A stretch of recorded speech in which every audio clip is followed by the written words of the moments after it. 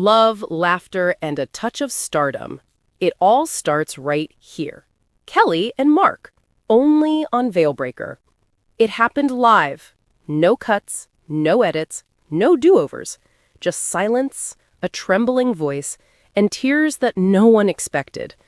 Under the bright studio lights, Kelly Ripa, the woman who could make millions smile before breakfast, looked straight into the camera and said the words that left everyone frozen. "I'm not coming back." The studio fell quiet. The crew stopped moving.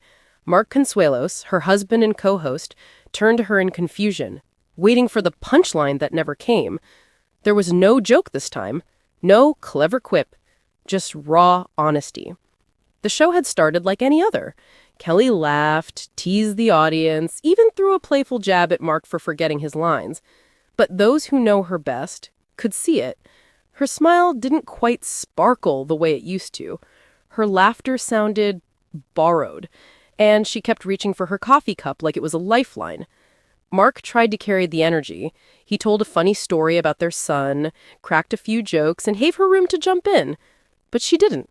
She just sat there, holding that coffee cup, her mind somewhere far away. And then, right in the middle of the show, she took a deep breath, looked straight ahead, and said softly, "I didn't plan on saying this, but I need to be honest with myself and with all of you." The audience went still. Even Mark's expression shifted from curiosity to concern. Kelly looked down for a moment, her hands shaking slightly, and then she said it. "I'm not coming back. Not for a while. Maybe not ever." Gasps rippled through the room. You could almost hear the sounds of hearts breaking. Behind the cameras, producers scrambled, unsure if this was scripted or some emotional breakdown. But it wasn't either. It was real. Painfully, beautifully real. She tried to explain. "For months now, I've been smiling through things I haven't had time to feel. There's been stuff going on, family, health, just life. And I've kept pushing through because that's what we're taught, right? Smile, keep going, don't stop, don't show weakness." Her hand trembled as she wiped a tear. For a moment, she looked like she might just walk off set. But she didn't. Mark gently reached out, placing his hand on hers. She didn't pull away. She just closed her eyes for a second, gathering herself, and then whispered, "I love this job. I love this audience. But I've been ignoring my own voice. And it's gotten too loud to ignore." The silence that followed was louder than applause could ever be. Even the lights seemed dimmer. The cameras kept rolling, but no one was performing anymore. This wasn't entertainment. This was truth. Within minutes, clips of the moment flooded social media. Fans were crying, tweeting, posting, asking what had happened. Some said it was burnout. Others guessed something deeper, but those closest to her already knew. This wasn't a breakdown. This was a breakthrough. For years, Kelly had been the picture of energy and warmth, the one who lifted others up even when she was exhausted herself. But lately, the signs were there. She had been quieter, slower to reply to friends, distant even from colleagues. Fans noticed it too. One comment from just a week before read, "She looks tired. Something's off."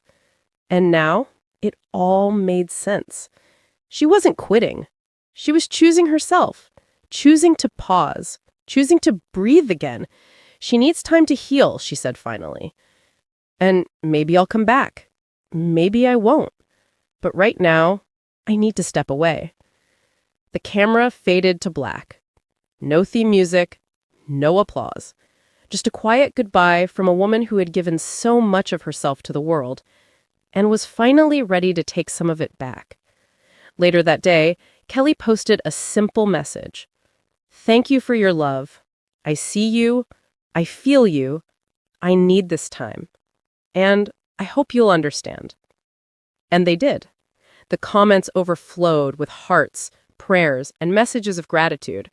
One fan wrote, "You gave us laughter every morning. Now it's your turn to rest." And maybe that's the real story here. Not the shock, not the tears, but the courage to say, "I'm not okay." To stand in front of millions and admit that even the strongest among us need to stop and heal. Because sometimes the bravest thing a person can do is walk away. If this story touched your heart, send some love for Kelly in the comments below. And remember, it's okay to pause, to rest, and to put yourself first, because that's not weakness, that's strength. If you enjoyed the video, hit like, subscribe to Veilbreaker, and stay with us.